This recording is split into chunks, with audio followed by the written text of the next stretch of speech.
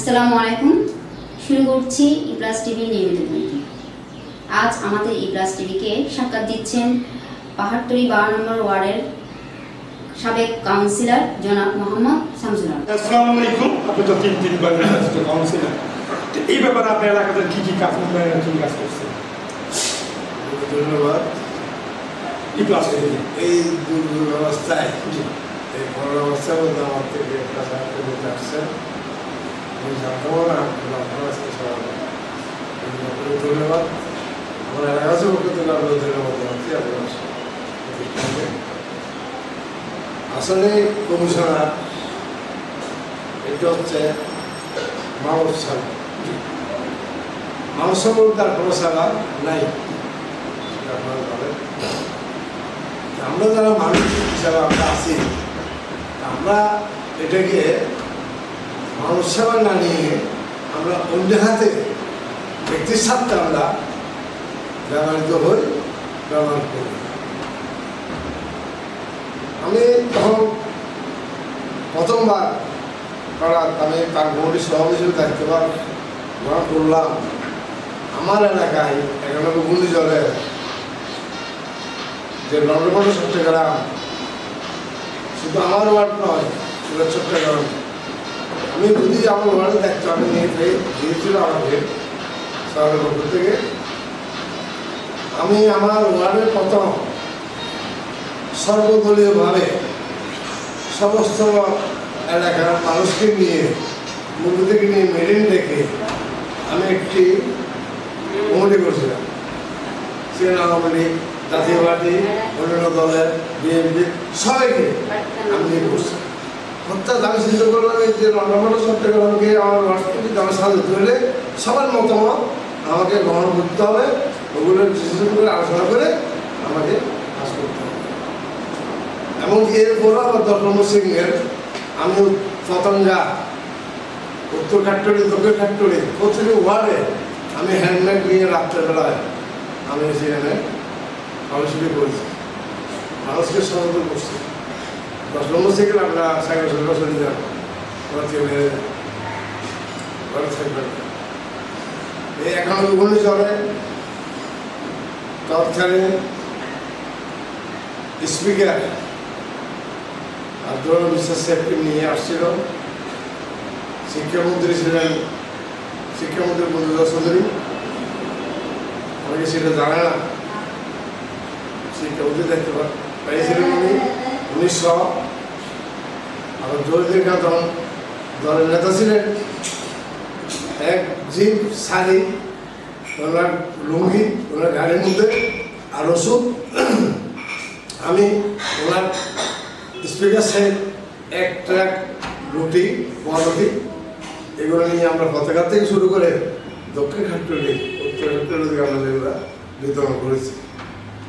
যখন আমি কলোনিতে আসি তখন থাকতাম ওখান থেকে ঘুরে, ট্রাকটা ঘুরে, এখান থেকে ঘুরে আমরা ওনাকে সাইকেল আনতে রাত্রে 11টা, 11:30 দিকে পৌঁছে দিলাম সাইকেল।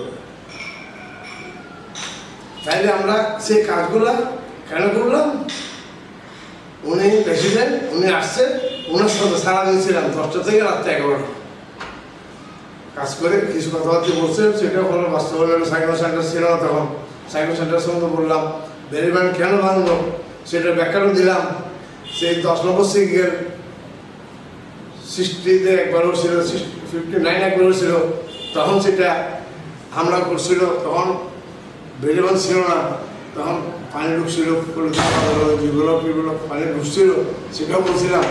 এরপরে বেরিবান হওয়ার পরে কেন এই বেরিবান ভাঙা হলো, কেন এই বেরিবান ক্ষতিগ্রস্ত হয়ে মানুষ মারা গেল, মানুষও মনে করছে 10 নম্বর সিঙ্গেল পানি উঠবে না, অনেকবার উঠছে, উঠবে না। আরও 30 বছর পরে কোথায় স্যানিটাইজারতে পানি উঠছে, আবার কোথায় 91-তে, আরও 30 বছর, 31 বছর পরে এই 91 ঘূর্ণিঝড় মারছে।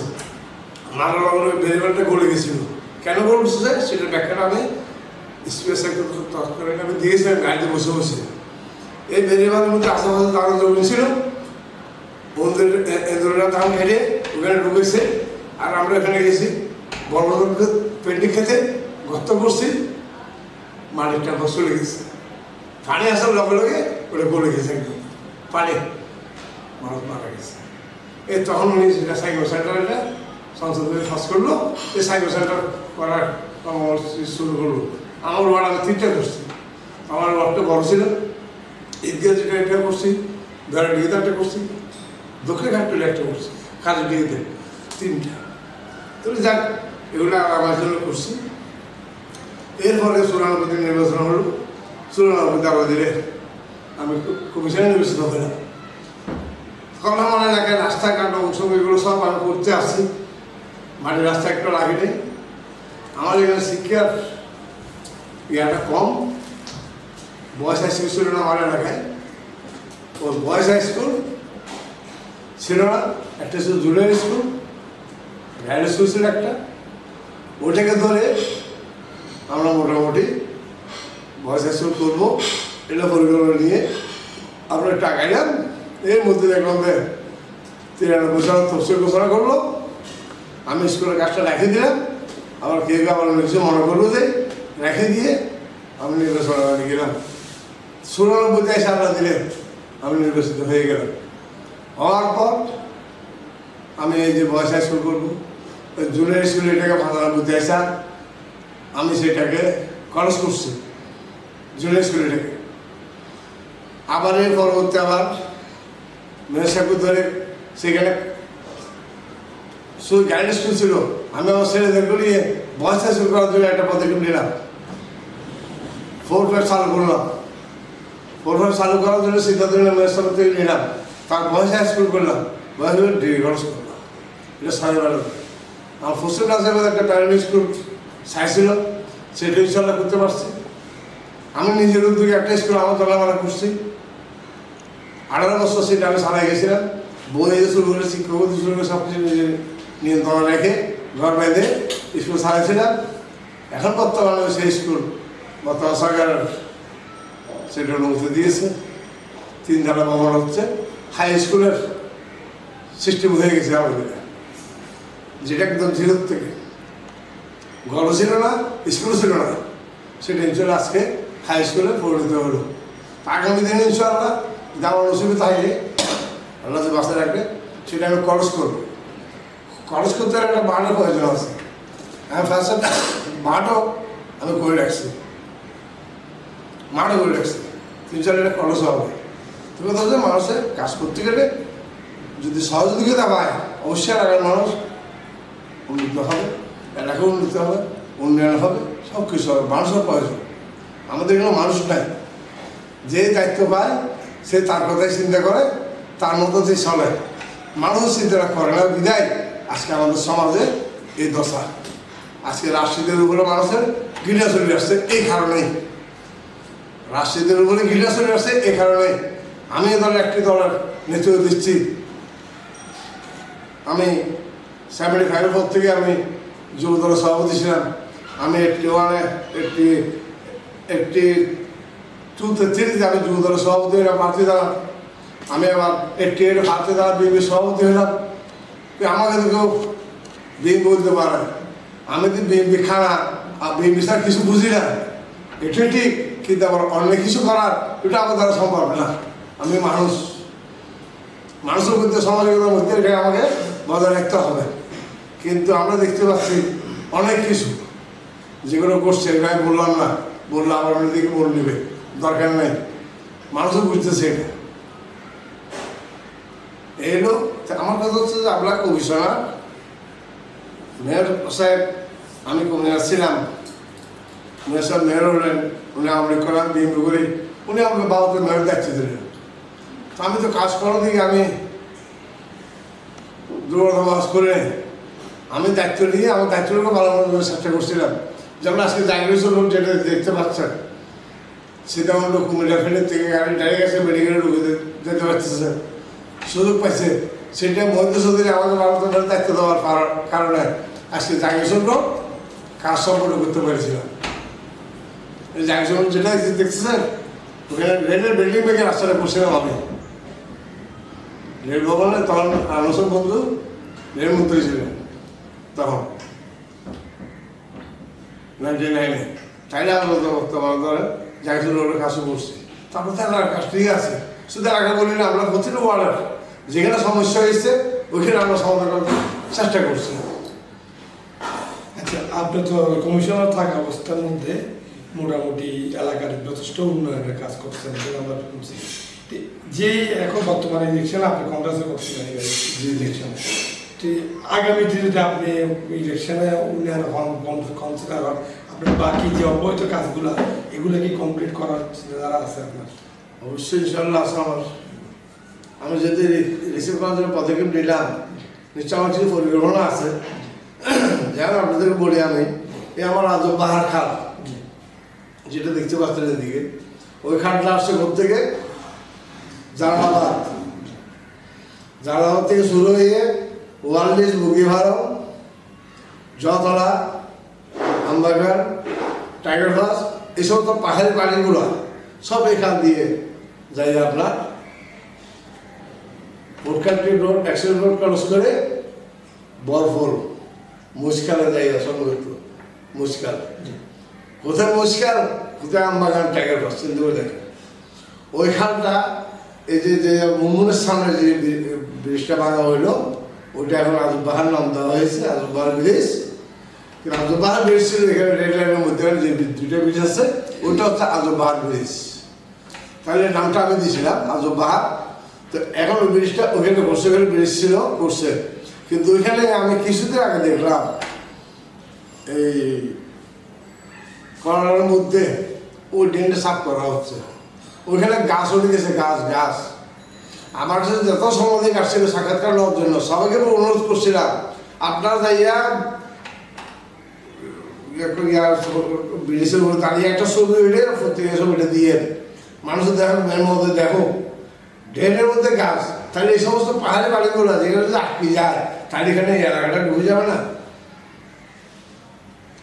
ডুবে গেছে, ক্ষতিগ্রস্ত হয়েছে আমরা।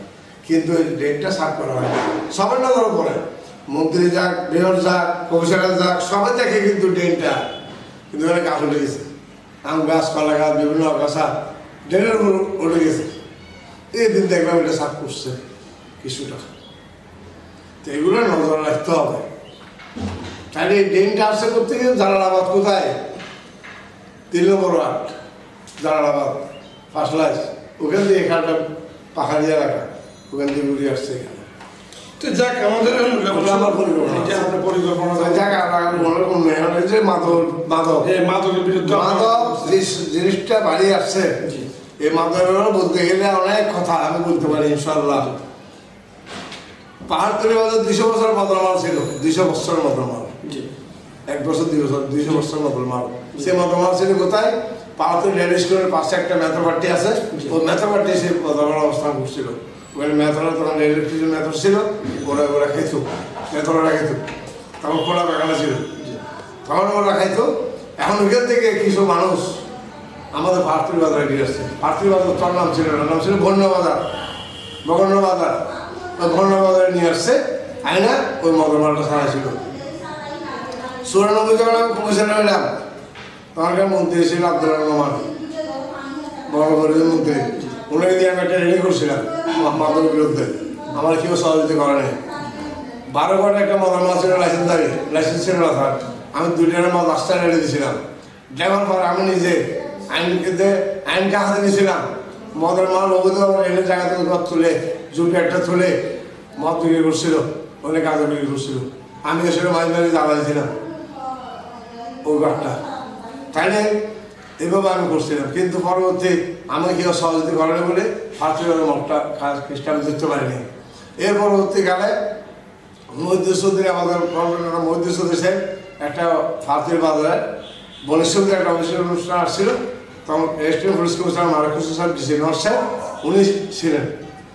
তখন এখানে বাজারের সভাপতি কামাল সাহেব এমন আসছেন। কামাল সাহেব উনি বক্তব্য রাখলেন মদের বিরুদ্ধে, দোকানের বিরুদ্ধে। আমাদের এখানে মহিলারা আসতে পারে না, এখানে ভালো মানুষ আসতে পারে না, এরা মদ খেয়ে গাড়ি করে, এভাবে আচরণ করে, ব্যবহার করে, পাগলামি করে। তো আমার পর আমার বক্তব্য তুলে ধরলাম, কিন্তু আমাদের পাহাড়তলি বাজারের সাড়ে ভালো ওয়ার্ডের অনেক সংগঠন আছে, অনেক সংগঠন কোনো সরকার আমাকে সহযোগিতা করেনি, কিন্তু আমি তুলতে পারি নাই। আমি 12 ঘন্টা তুলছিলাম, ড্রাইভার আমি তুলছিলাম, এখানে তুলতে পারি নাই। এটা বলা মন্ত্রী সভা ঠিক আছে, আমি আসি আপনার পিছনে সামনে আমি এটা কার্যকর তালা লাগাই দেবো। উনি ম্যাজিস্ট্রেট পাড়ায় তালা লাগাই দিলেন। হাইকোর্ট থেকে অর্ডার নিয়ে আসলো কি, হাইকোর্টে অর্ডার দিল কি, সাইডবোর্ডে পুলিশ দিল ম্যাজিস্ট্রেটকে তালা করে দেওয়া হোক। এতদিনের মধ্যে ডেট বাঁধে দিয়েছে, তালা করে দেওয়া হোক।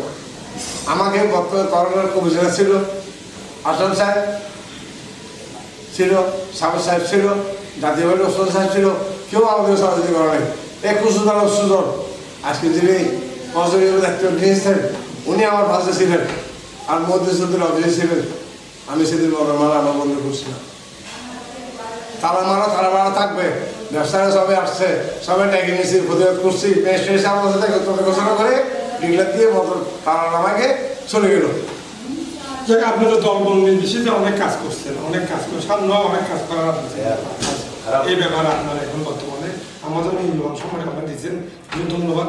আমাদের সমিত সময় যে আগামী যদি আপনি জয় হন, যে বর্তমানে শূন্য অবস্থায় যে কাজগুলো আছে এগুলো তো অব্যাহত রাখবেন ইনশাআল্লাহ। দোয়া করবেন, আপনাদের ধন্যবাদ। আমার দোয়া করবেন আমার শরীরটা সুস্থ থাকে, আমি যে সমস্ত কাজগুলো করার জন্য পরিকল্পনা নিয়েছি ওগুলো যেন আমি শেষ করতে পারি। এই যে তার যেমন আমি দোয়া চাই।